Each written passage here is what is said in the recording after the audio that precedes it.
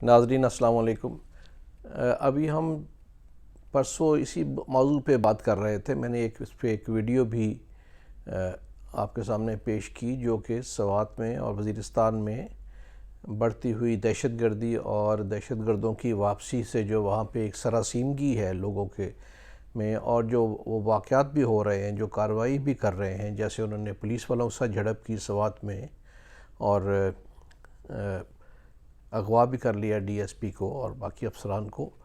तो ये अभी हम उस पर बात कर रहे हैं। तो यहाँ पे और जो एरियाज़ हैं जैसे बलूचिस्तान में हो रहा है, तो पंजाब के जो एरियाज़ बलूचिस्तान के साथ लग रहे हैं जैसे डीजी खान है और राजनपुर ख़ास तौर पर, जहाँ पे हमेशा कच्चा का इलाका जो है वो डाकुओं और दहशतगर्दों की वजह से एक मुसीबत का बायस बना रहता है। तो वहाँ जो कच्चा रुझान है और बंगला अच्छा, उस एरिए में पिछले ही हफ्ते डाकुओं ने हमला किया है और पुलिस की चेक पोस्ट पे कब्ज़ा कर लिया और एक कांस्टेबल शहीद हो गया। जो चूँकि वहाँ पे जगह इस तरह की है कि कांस्टेबल जो मेरी इतलात के मुताबिक बहुत देर तक यानी रात गए तक उसको रिकवर नहीं कर सके और उसकी वो शहादत हो गई। तो ये जो डाकू हैं इन्होंने बारहा ये कार्रवाइयाँ साल से ये कार्रवाइयाँ कर रहे हैं वहाँ पे। ये जो 2-3 गैंग हैं जो बहुत बड़े गैंग नहीं हैं लेकिन बहुत रिजिलियंट हैं, जैसे लुन गैंग है, इमरानी गैंग है। सुनने में आया है, इंटेलिजेंस इतलात ये कहती हैं कि इनकी तादाद 10 से ज़्यादा नहीं है, लेकिन वो वहाँ के जो इलाका है जहाँ पे वो रहने वाले और ऑपरेट करने वाले हैं, तकरीबन आबादी वहाँ पे तमाम मौज़े जो मिला के 1 लाख के करीब है। तो वहाँ जो नौजवान हैं, बेरोज़गार हैं, वो भी मुहिम जोई में साथ मिल जाते हैं और जब ये वाक़या हमला करने के बाद ये छुप जाते हैं और वो जो नौजवान हैं वो अपने अपने जो मेन किरदार हैं, डाकू हैं, वो छुप जाते हैं और ये जो नौजवान साथ मिले होते हैं वो अपने थोड़े बहुत पैसे लेके अपने अपने गांव में चले जाते हैं और उन्हें ढूंढना मुश्किल हो जाता है। उन्होंने हमला किया इस जगह पे जहाँ पे ये शहीद हुआ कांस्टेबल, और कहा जाता है कि कुछ अगवा भी किए। ये जो है चूँकि यहाँ पे आप देखें ये हमले के बाद इन्होंने मुकम्मल तौर पे उसको जला के राख कर दिया। ये जो कच्चे का एरिया है 80% इस वक्त वहाँ पे पानी है, जो आहिस्ता आहिस्ता नवंबर दिसंबर में जाके ख़त्म हो जाएगा या कम हो जाएगा, उसका फ़ायदा उठाते हैं। ये तमाम एरिया जो है तकरीबन 35 किलोमीटर लंबा और 17 किलोमीटर चौड़ा है और इसके साथ ही अब इसको मैं इस वाक़े को मैं बाकी वाक़यात के साथ मिला के देखता हूँ, क्योंकि इस रुझान से अक्रॉस द माउंटेन जो है वहाँ पे बुगटी एरिया भी है।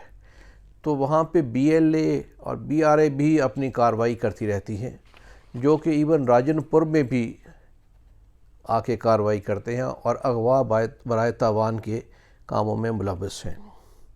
ये इसलिए भी लम्हा फ़िक्रिया है कि अब सारा जो ये दहशतगर्दी और इंसर्जेंसी और ये ऑर्गेनाइज्ड क्राइम है ये मिक्सअप हो गया। ये ख़ुद अपने आप पे ऑपरेट नहीं करते, उनके बिहाफ पे दूसरे ग्रुप्स भी ऑपरेट कर लेते हैं।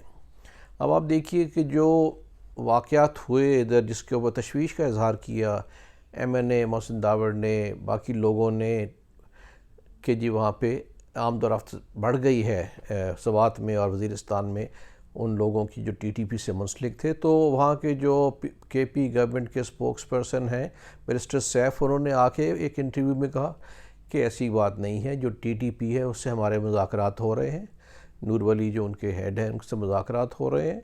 और जब कोई ऐसा वाक़या होता है तो जैसे मुझे उन्होंने फ़ोन करके कहा कि नहीं जी, ये जो 2 वाक़यात हुए हैं जिसमें वो सवात के मट्टा एरिया में अगवा किया और दूसरा, उसमें हम मुलव्वस नहीं हैं। तो मेरा ख़्याल है या तो सैफ साहब बहुत भोले हैं या बाकियों को भोला समझते हैं कि जिन लोगों ने हज़ारों लोग मारे हैं उन्होंने फ़ोन करके कहा हमने नहीं ये किया और उन्होंने मान लिया। कम से कम 2 बातों का ख्याल करना चाहिए उनको कि उनकी अपनी पार्टी के चेयरमैन अभी 2 रोज़ पहले ही उन्होंने कहा कि हमारे KP में हमारे जो पॉलिटिशियंस हैं, जो MPs हैं, उनको TTP की तरफ से थ्रेट आ रही हैं। आप कह रहे हैं मुज़ाकरात हैं और हमें फ़ोन करके बता रहे हैं हमने नहीं किया।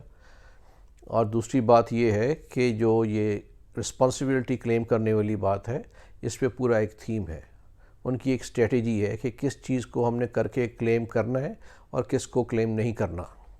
जहाँ पे वो समझते हैं कि उनके कॉज को नुकसान पहुँचेगी, वहाँ पे वो क्लेम नहीं करते, लेकिन उनका अपना काम जो है वो पूरा हो जाता है, फियर फैल जाता है। और तीसरी बात ये है, जैसे मैंने पहले अर्ज़ किया, कि अब आपस में गठजोड़ हो गए हुए हैं तमाम ग्रुप्स के।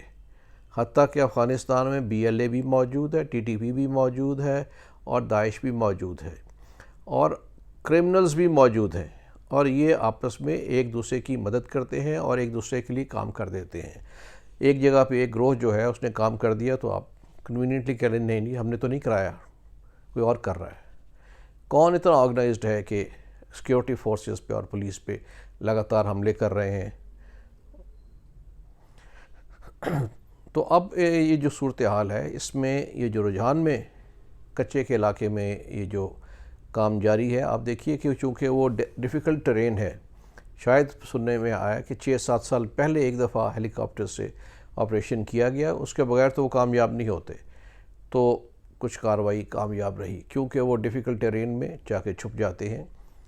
तो मेरा ख़्याल है कि ये कोई भी एरिया ऐसा नहीं होना चाहिए जो हम खाली कर दें, जहाँ पे ये लोग जाके अपना स्ट्रॉन्ग होल्ड बना लें। इसके लिए रिसोर्सेज की ज़रूरत है, मैन पावर की ज़रूरत है। और मेरा ख़्याल है कि इस एरिया में जो एक फ़ोर्स खड़ी की जाए जो सिर्फ़ इन्हीं के लिए हो, इस एरिया में रुझान के लिए, और वहाँ के रुझान और उसके इर्द गिर्द के एरिया के लोगों को ही भर्ती करके ट्रेन किया जाए इस टेरेन के लिए, इस जगह के लिए जहाँ पे वो ऑपरेट कर सकें अंदर जाके, और ये एक प्रोलॉन्ग्ड एक्टिविटी चले।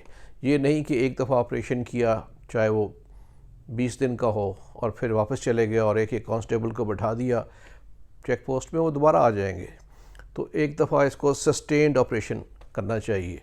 और तीनों एरियाज़ में 3-4 एरिया जहाँ पे अभी हमें नज़र आ रहा है कि दोबारा सर उठाया जा रहा है, तो वहाँ पे सस्टेन्ड ऑपरेशन की ज़रूरत है। और मैं ये समझता हूँ कि यहाँ पे कोई ख़ास इंटेलिजेंस फेलियर नहीं है, ये इनएक्शन की बात है, या कोई विलिंगली ऐसा है बीच में आंसर या अनासर जो इनको फैसिलिटेट कर रहे हैं कि वो आके यहाँ बैठ जाए। तो इसके लिए सबसे अहम ये है कि जो गुफ्तो शनीद जारी है उसको लोगों के सामने लाया जाए, उसके TORs लोगों के सामने हो, और कोई चीज़ छुप छुपा के ना की जाए, जैसे मैंने पहले पिछली वीडियो में कहा कि वो नुकसानदेह हो सकता है। तो इसलिए ये तमाम एरियाज़ जो हैं जहाँ पे ये ऑर्गेनाइज्ड क्रिमिनल्स जो हैं, डिकॉइट्स हैं और दहशतगर्द हैं, इंसर्जेंट हैं, जिन्होंने आपस में गठजोड़ कर लिया है, उनके लिए स्ट्रेटजी भी एक कॉम्प्रिहेंसिव बननी चाहिए, ताकि इनको आइसोलेशन में करेंगे तो समझ भी नहीं आएगी और ऑपरेट भी सही नहीं कर सकेंगे। तो मेरा ख्याल है कि अब ज़रूरत है कि एक तो दोबारा एक स्ट्रेटजी को रिवाइज़ किया जाए, रिव्यू किया जाए, और एक कॉम्प्रिहेंसिव स्ट्रेटजी बना के फौरी एक्शन शुरू करना चाहिए।